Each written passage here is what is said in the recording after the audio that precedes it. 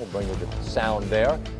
But the first game of the night, significant result. Ryan Clark and I are going to discuss it in a moment in detail. RC, you're here and free to jump into the highlight as you feel like you want to. At your leisure, I should say. 3rd and goal, 7-7 game. The hands of Drake London are like vice grips. But to catch the football and have a grown man on your back with the confidence to just put the ball over the goal line, that is a big man play.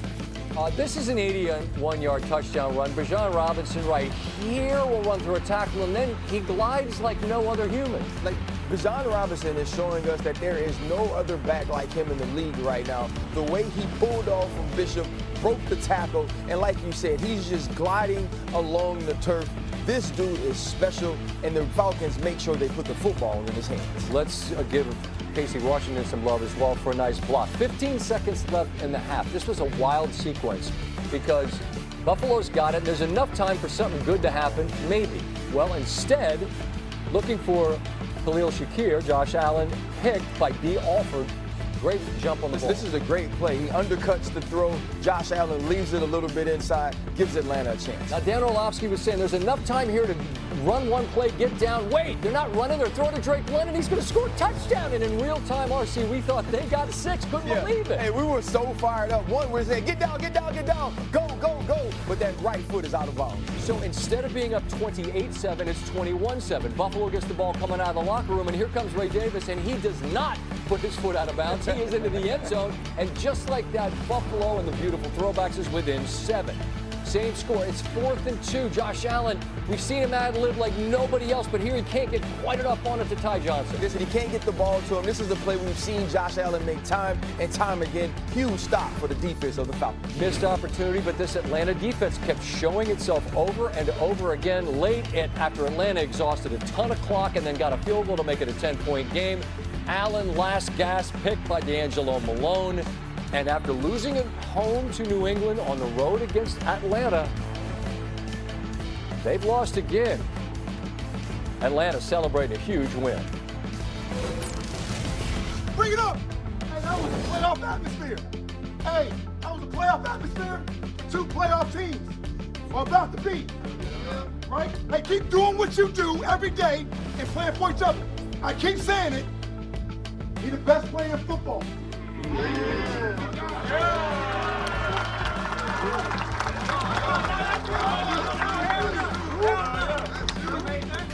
There's certainly a case to be made. He's on the short list. Robinson has done it all for the Falcons this season. 2nd player in NFL history to have 450 rushing yards and 300 receiving yards in the first 5 games of the season. The youngsters might not know the name. Look him up. Thurman Thomas for the 91 Bills. That team was a wagon. Thomas won the MVP that season. Speaking of the Bills, here's Josh Allen on the 2nd loss in a row. We got to take advantage of our opportunities. The ones I alluded to earlier. Some things that absolutely completely went our way, and you know it sucks when you feel like 2/3 of your teams, the offense and the defense, are doing their job, and you're the team not to pull your weight. It sucks. 3-2 last year, sitting at 4-2 going into a bye week. You know, at any point you can have a winning season. You know, almost halfway through the year. I know we're not quite halfway, but I think you'll take those odds. Ryan, we'll get to Bijan Robinson in a moment. I know you got the touchscreen there. But let's start with this Atlanta defense. And we talked about them a bit on Countdown, but that was the big wild card. There's a lot of youth there. There's a lot of talent. We saw it on display against Minnesota in a Sunday night game earlier this year. But there was a stretch in the first half where Buffalo punted 4 consecutive times and then Josh Allen got picked. That never happens. What did that Atlanta defense do that most impressed you? Well, I think the first thing is they put pressure on the quarterback, right? Last year, it was a clear deficiency to watch this team rush the passer. So what do? They address it with the first 2 picks in the draft this year. They also go out and hire a new defensive coordinator who is going to put pressure on the quarterback. And then you get guys on the back end that can absolutely lock up what I loved about this team is that they didn't play scared. So many times when you step into the arena or the stadium with a Josh Allen, a Lamar Jackson, or a Patrick Mahomes, you're on your heels waiting for them to attack you and you're reacting. This team was proactive the entire game. They were on the attack. They made the Buffalo Bills adjust. They stopped the run, and once they got up, they absolutely let the dogs out when chasing one of the best quarterbacks in the world. They brought the fight. Yeah. They brought the fight. First to the fight. And by the way, so clean in the Steve Bartkowski Fulton County Stadium throwbacks. Look, this Atlanta team, how they got shut out by Carolina, I'll never know, but that's in the past, and I imagine they're looking out the. You know what? You look at the last 2 weeks, though, Washington, and then now this game, their last 2 games, I should say. Right. It almost seemed like they needed it. It seemed like Michael Penix needs to understand the level of play, the level of execution, attention to detail. And it seemed like this defense needed that embarrassment so they could truly lock in and understand what it takes to win in this league. You hear people talk about growth, and it's about stacking days. That's all it's about. And now he's stacked back-to-back wins for the first time in his young career. All right, have some fun on this touchdown. Man, listen, bro. Let's go. I'm going to tell you what. You can call him Bijan, Bajan. I know you want to be calling him be getting after your keister. And this is an 81-yard touchdown run. But there were so many people that were involved in making this a big play outside of Bijan Robinson. Here, you're going to get this motion, and that's going to take this backer out of the front. They're also going to leave the end man on the line of scrimmage unblocked. And so as the play starts to go, watch once Bernard steps into the line of scrimmage. When we see him step into the line of scrimmage, now we're going to get a down block here, a down block here. We're going to get a big-time double and a kick out. And Bijan Robinson is going to stretch this ball to the edge, and he's going to want to get the defense to move so he can find the cutback. He has more skill than any back in the entire world when we're talking about being able to do this. Now, as you watch it, when we get to this point, here's what we have to pay attention to. Block on block here, block on block here. That's going to allow Bijan Robinson to get up in the middle, and then now, Cole Bishop's going to be in the middle of the field, and don't nobody in the world want to be this dude by yourself in the middle of the field when this dude, Bijan Robinson, breaks through the line of scrimmage. Now, when he gets out, I want you to see the vision. First of all, let's talk about this block. Let's look at Washington. This was the first guy that Bijan Robinson walked over and gave dap to after he made this play because he knew without this block downfield, there was no way for him to get up out of there. And then now, Cole Bishop, who's coming into the screen right now, he's going to want to find a way to get to Bijan Robinson's hip. So instead of Bijan going here to get inside, he uses Cole's block to get outside and get to the touchdown. Now, watch as he gets outside of Washington. He gets down the sideline. This is a foot race. And what happens is that play was made in the hospital. It was not made in the weight room. It was not made in the offseason. It was not made on the football field. When Bijan Robinson left the hospital, he had more in his gas tank than everybody else that was on that field. And his OC, Zach Robinson, wise too. We asked in Countdown, like, do you balance? How much do you put the ball in the man's hand? He's a young fella. He could handle the load, and he showed you just how high that ceiling is. Can I say something else about him? I wish you would. I've had opportunities to just talk to him, be around him. He's one of those guys that is such a good dude. At some point, you go, it's going to change.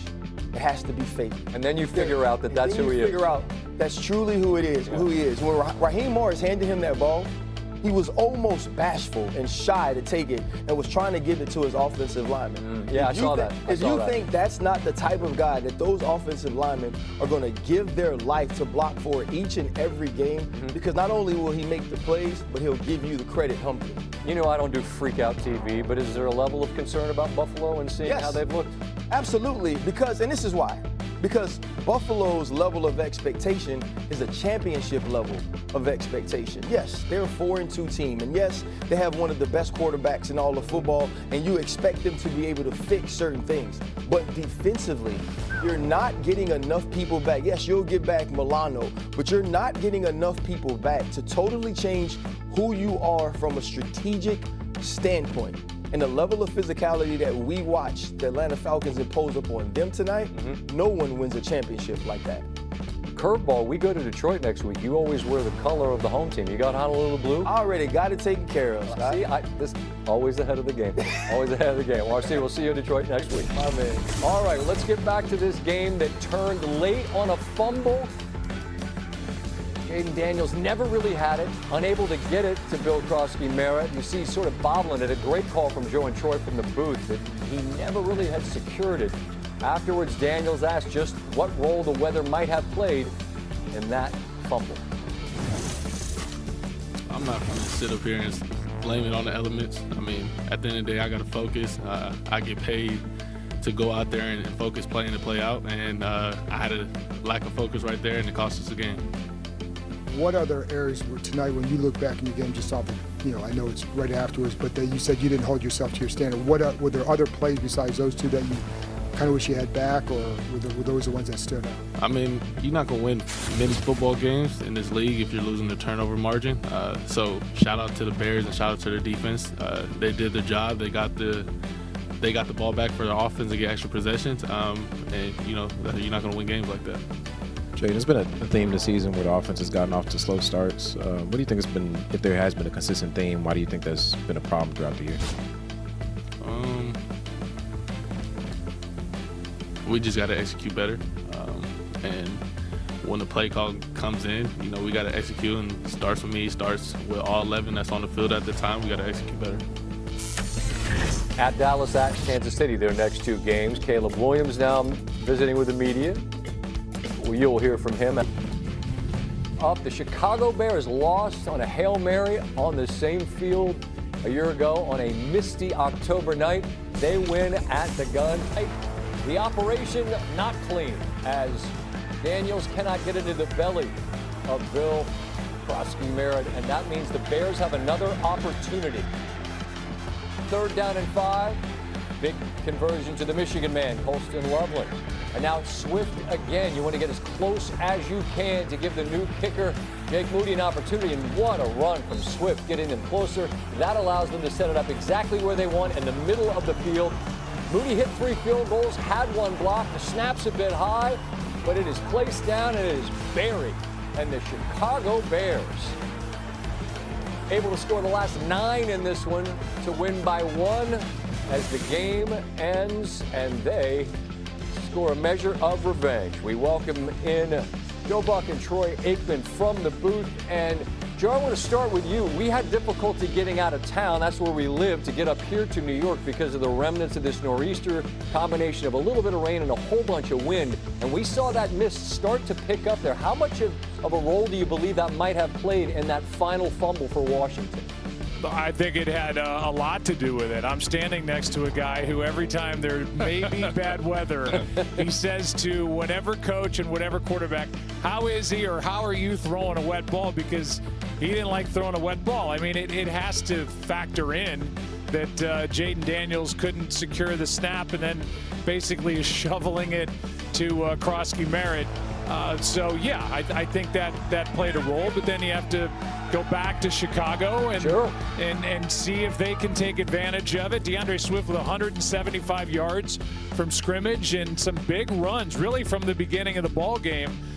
That and the turnovers is, I guess, in the end, the difference in tonight's game. Yeah, that and the new kicker who has 1 blocked, and then the life of a kicker. Really an amazing sort of life and existence for these guys. And he's the hero in the end. And Troy, you made a bit of a joke about maybe it comes down to a Hail Mary. It doesn't. Last year, but for Ben Johnson, the staff, and all of that, they just wanted to come out and try to win another game coming off a bye week, which Chicago has struggled with that over the years as well. But when you're a new coach and a new staff coming in, and you're trying to implement your way of doing things and build something, these games are really, really important. So for them, and the way in which you do it, and they did a lot of really good things they hadn't really shown through the first 4 games, and starting with the offensive line and creating some running lanes, and DeAndre Swift, 100 yards rushing for him, had a big night, looked really good, a lot of good things to build on, but it wouldn't have felt nearly as good if they don't make that kick, Jake Moody doesn't, and they don't head home tonight with a win. So this is great for Chicago. They've won 3 in a row, and they're feeling really good about themselves.